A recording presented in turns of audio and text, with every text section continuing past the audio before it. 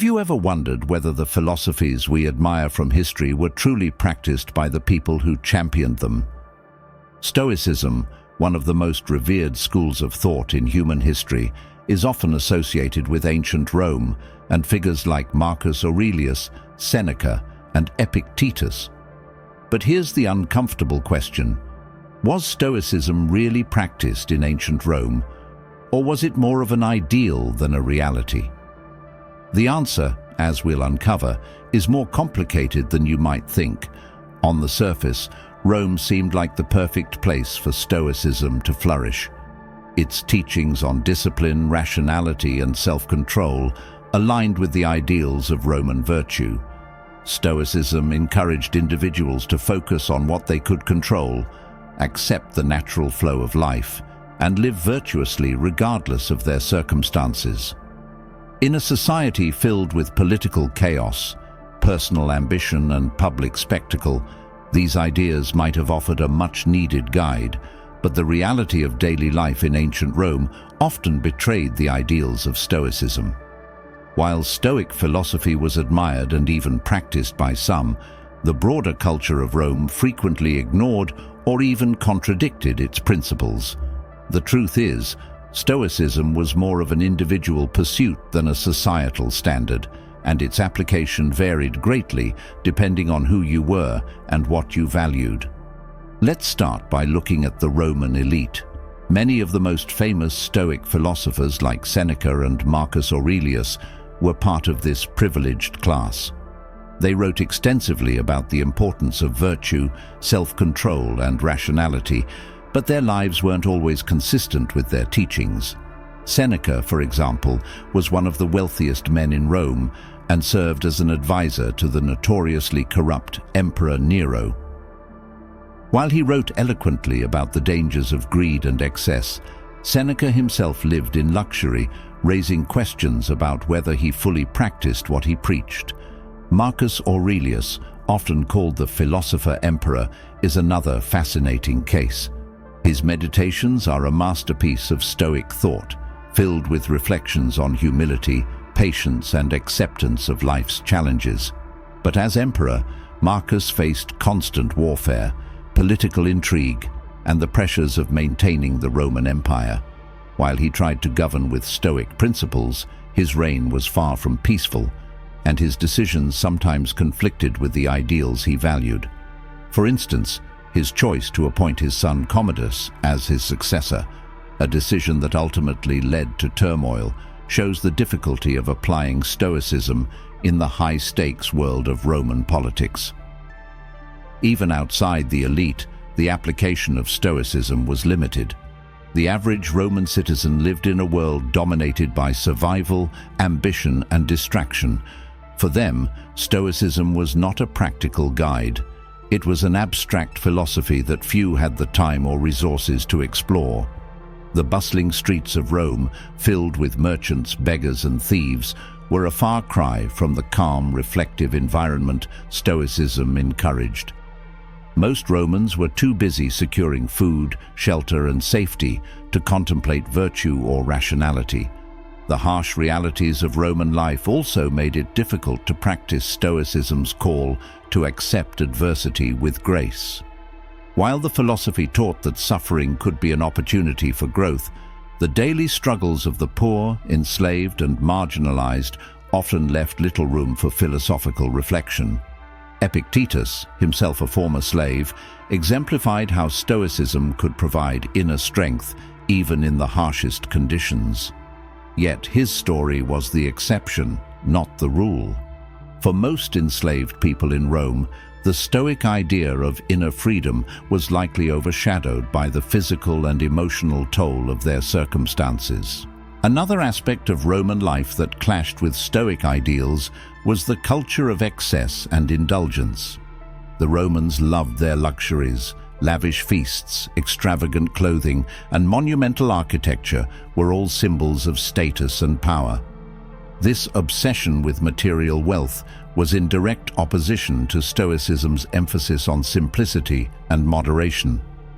While Stoic philosophers warned against being enslaved by desires, Roman society often celebrated excess as a sign of success. Public entertainment was another glaring contradiction. Gladiatorial games, chariot races, and theatrical performances were central to Roman culture, drawing massive crowds and creating a sense of communal identity. But these events, which often glorified violence and spectacle, stood in stark contrast to Stoicism's focus on rationality and compassion. Marcus Aurelius himself criticized these spectacles as distractions, yet they remained wildly popular among Romans of all classes. Roman politics also revealed the challenges of practicing Stoicism in a competitive and often corrupt environment. The Senate, the heart of Roman governance, was rife with ambition, betrayal, and manipulation.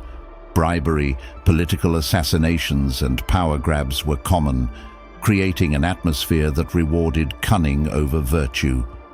In this context, living according to Stoic principles required extraordinary discipline, and even then, it was no guarantee of success or survival. Religion in Rome further complicated the relationship between Stoicism and daily life. While Stoicism emphasized a rational, ordered universe governed by natural laws, Roman religion was deeply ritualistic and superstitious. From elaborate sacrifices to appease the gods, to interpreting omens and consulting oracles, Roman spiritual practices often conflicted with Stoic teachings. For a Stoic, true peace came from aligning oneself with the natural order, not from seeking divine favor through rituals. Yet, in a society where religious observance was a cornerstone of public life, Stoicism's rational approach to spirituality was often overshadowed. Perhaps the most profound way in which Rome betrayed Stoic ideals was through its social hierarchy. Stoicism taught that all humans shared the same rational nature and were therefore equal in dignity. Yet, Roman society was built on inequality, with slaves, women, and the poor often treated as less than human. While Stoic philosophers like Epictetus and Seneca acknowledged this disparity, their teachings had little impact on the broader culture. This raises an important question. If Stoicism was so often ignored or contradicted in ancient Rome, why do we still associate it with this era? The answer lies in its enduring appeal as a philosophy of resilience and self-mastery. Even though Rome didn't fully embrace Stoicism, the individuals who practiced and wrote about it left a legacy that transcended their time.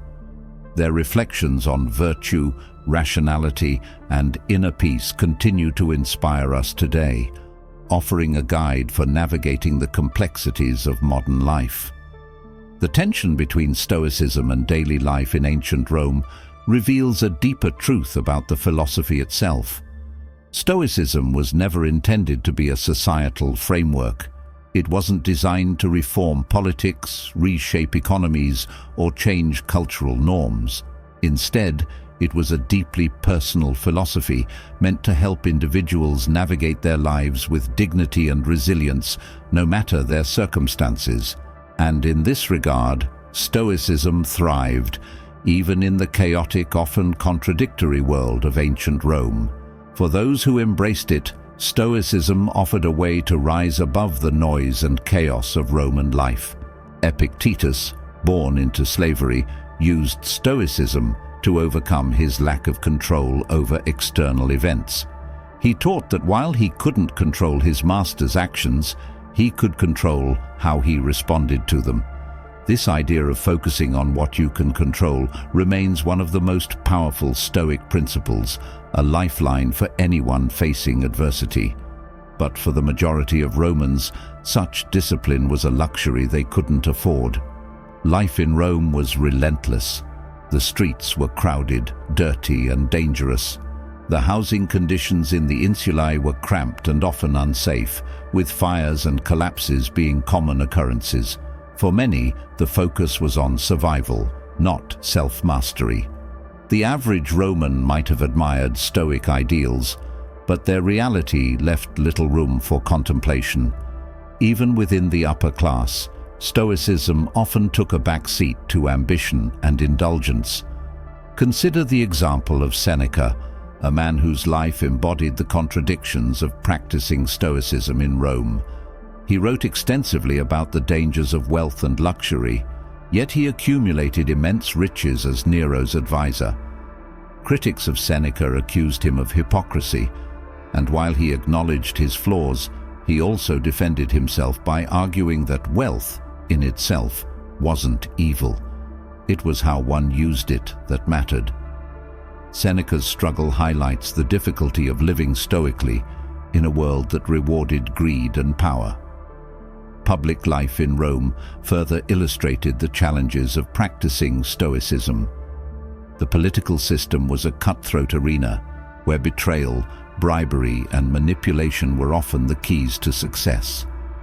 Stoicism taught that honesty, justice, and integrity were essential to a virtuous life. But in Roman politics, these virtues were rarely rewarded. Figures like Marcus Aurelius tried to govern with Stoic principles, but even he couldn't escape the realities of a corrupt system. His reign was marked by constant wars, conspiracies, and the eventual decline of the empire. Despite his best efforts, the broader society often ignored the values he championed. The Roman obsession with public spectacle also stood in stark contrast to Stoic teachings. Gladiatorial games, chariot races, and other forms of entertainment were designed to distract and entertain the masses. These events celebrated violence, competition, and excess, everything Stoicism sought to transcend. Marcus Aurelius himself criticized these distractions, yet he understood their role in maintaining public order. For the average Roman, these spectacles were not just entertainment. They were an escape from the harsh realities of life. In this context, Stoicism's call to rise above base desires often felt out of reach. Religion in Rome also clashed with Stoic principles. The Romans relied heavily on rituals, sacrifices, and omens to gain favor with their gods. This focus on external practices conflicted with the Stoic belief in aligning one's actions with the natural order of the universe.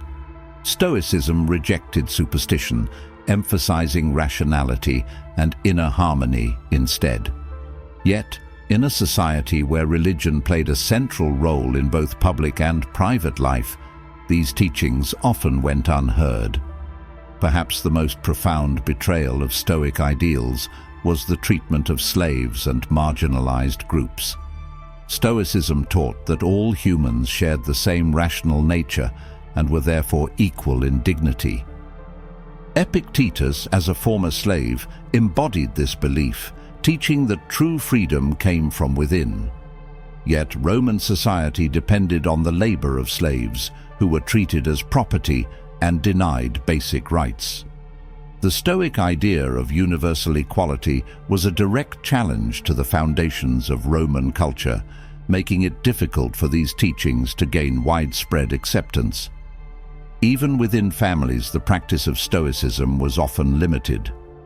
The paterfamilias, or male head of the household, wielded absolute authority, sometimes abusing his power in ways that violated Stoic principles of fairness and compassion. Women, while respected in certain contexts, often had fewer rights and were excluded from public life. This hierarchical structure stood in direct opposition to the Stoic emphasis on mutual respect and rationality. Despite these contradictions, Stoicism persisted, not as a societal norm, but as an individual philosophy. It offered a framework for personal growth and resilience in a world that often seemed chaotic and unjust. Figures like Marcus Aurelius and Epictetus remind us that even in the most challenging circumstances, it's possible to live with integrity and purpose. The enduring appeal of Stoicism lies in its practicality. Unlike other philosophies that focus on abstract concepts or distant ideals, Stoicism provides actionable advice for navigating life's challenges. It teaches us to focus on what we can control, to accept adversity as an opportunity for growth, and to live in alignment with our values. These principles are timeless, resonating as much today as they did in ancient Rome. So, was Stoicism really practiced in ancient Rome? The answer is yes and no. While it inspired individuals to strive for virtue and self-mastery, it was never fully embraced by Roman society as a whole. The culture of Rome, with its emphasis on power, wealth, and spectacle, often contradicted Stoic ideals. Yet the philosophy's survival and influence show that even in the most imperfect environments, its teachings can offer a path to inner peace and resilience. The story of Stoicism in ancient Rome is one of resilience, contradiction, and survival. While the philosophy was never fully integrated into the fabric of Roman society, its principles left an indelible mark on individuals who sought a way to rise above the chaos.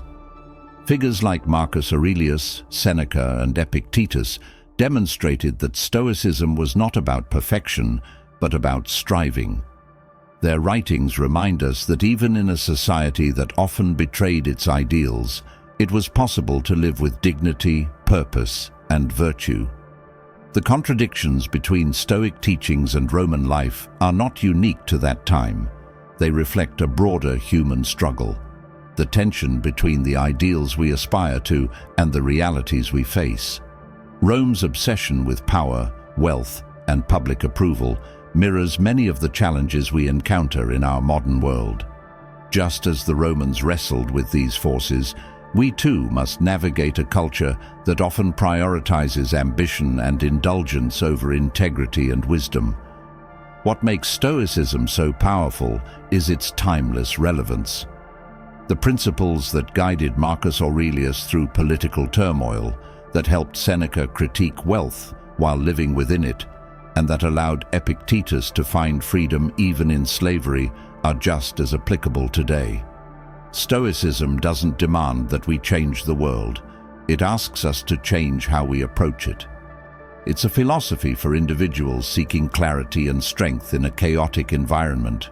So, what can we learn from the Romans' relationship with Stoicism? First, that ideals are not easy to live by, especially in a world full of distractions and temptations, but the effort to practice them, however imperfectly, is where growth happens. Second, that Stoicism isn't about external success. It's about mastering your inner world regardless of your circumstances. And finally, that while societies may fail to live up to philosophical ideals, individuals can still use those teachings to transform their lives. The ugly truth is that Rome, for all its brilliance, often fell short of the Stoic principles it admired. But the beauty of Stoicism is that it doesn't rely on societal perfection. It thrives in imperfection. It's a personal compass that guides us through life's challenges, reminding us that we always have the power to choose virtue, resilience, and wisdom. If you've been inspired by this exploration of Stoicism and its role in ancient Rome, consider sharing these ideas with someone who might find them meaningful. And don't forget to subscribe for more deep dives into ancient wisdom, philosophy, and the lessons history can teach us about living a better life today. Together, we can take the timeless principles of Stoicism and apply them to our modern world, one thoughtful choice at a time. Remember, Stoicism isn't about living perfectly. It's about striving,